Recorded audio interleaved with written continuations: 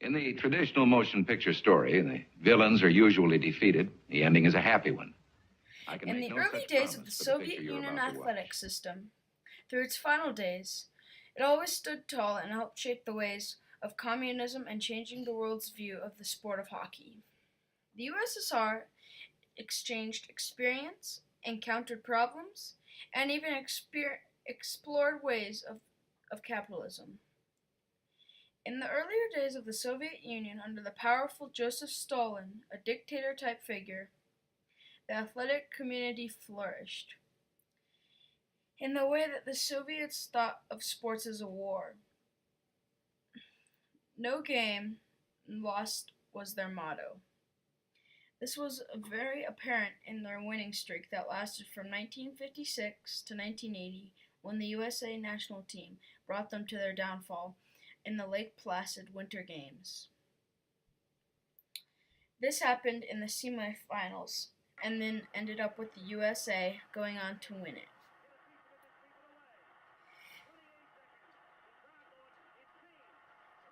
The character that had the single largest impact on the Soviet communist epidemic was Slava Fetisov. Playing childhood hockey, he was picked for the best of the best to play for the national juniors when he got older. This would put Slava up against the world's best junior players. This is the age group 17 through 25. The first Slava traveled out of the country was in the 70s. He traveled to Canada. For this occasion, he went to Canada to be in the World Junior Hockey Tournament.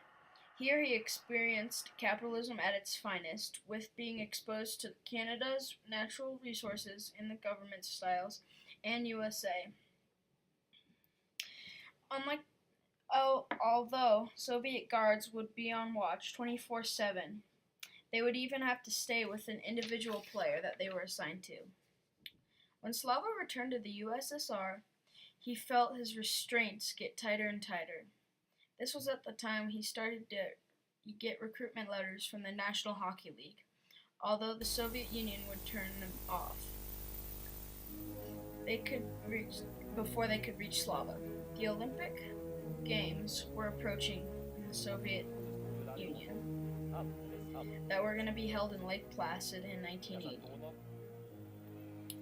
Preparations are already underway in the summer of 1979. The players of each individual team, mainly the USSR main team, would stay at a training camp that was maximum security for 11 months at a time. With the new coach, Viktor Tikhonov, things were looking strong for the 1980 Winter Games. Little did they know what was coming their way.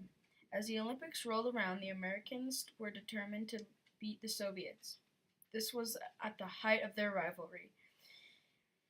In the starting rounds of the Olympic hockey tournament, the Soviets were in first place, sweeping the competition in the preliminary rounds. As the semifinals rolled around, undefeated USA matched up against the Soviet team.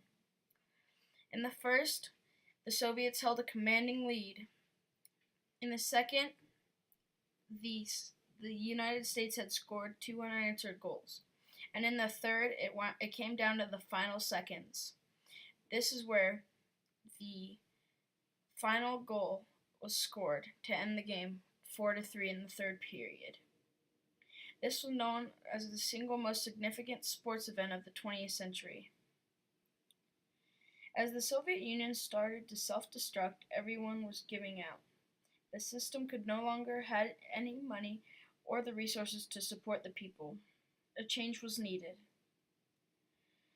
From this point on, the Games threatening to leave the USSR. The Games had a large influence on the way that the USSR handled different multi-hockey teams and people going out of the country. This was a part of a big epidemic that eventually grew to the downfall of the Soviet Union.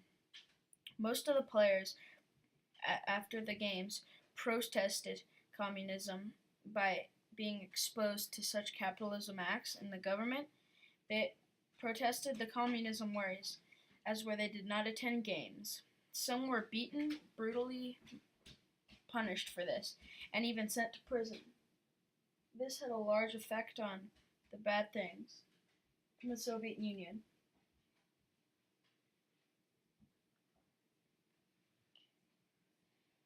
They would live isolated for years, even at a time. Some would not be able to see their family members. They would not be able to go home for any holidays at all. One of the most recognized influential anti-communist groups of their generation was known as the Russian Five.